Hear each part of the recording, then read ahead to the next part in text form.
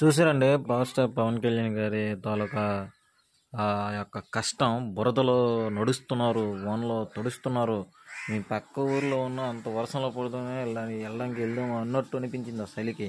కానీ ఎక్కడ హైదరాబాద్ విమానాశ్రయంలో దిగి విశాఖపట్నం నుంచి ఎంత కాన్వాయ్లో ఉన్నా, ఎంత ఇది ఉన్నా ఆ చలికి తడుస్తూ గిరిజన కొండల ఏరియాలో వచ్చి ఇచ్చేసారంటే పవన్ కళ్యాణ్కి హ్యాండ్స్ అప్ అండి. Hands up. సబ్స్క్రైబ్ చేయండి. Thank you.